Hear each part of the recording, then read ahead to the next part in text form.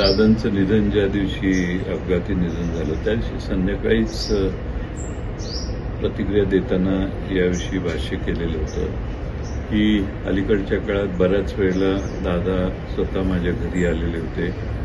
अनेक वेळेला त्यांची माझी चर्चा झालेली होती. जवळपास 4 वेळा तर ते जेवणात मी संध्याकाळी यायचे आणि जेवण करूनच चर्चा पूर्ण करून जायचे. त्यामुळं बऱ्यापैकी त्यांची इच्छा होती की साहेबांच्या देखतच मला हे सगळे दोन्ही पक्ष आपले एकत्रित करायचे आहेत आणि माझ्याबद्दल जी जनमानसात आहे ते सगळं पुसून मी पुन्हा साहेबांच्या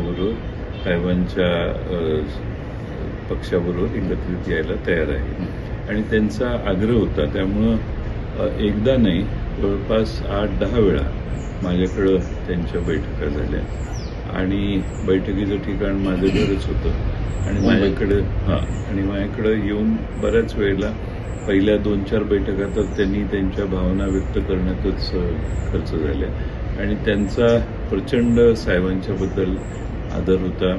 साहेबांच्या बरोबर जे झालं ते सगळं विसरू आपण आणि मागच्या 2-2.5 वर्षाचा कालखंड मागं टाकून आपण सगळे एक होऊ आणि महाराष्ट्रात राष्ट्रवादी काँग्रेस पुन्हा एकसंध करू ही त्यांची अंतिम आणि फार तीव्र अशी आग्रहाची भूमिका होती.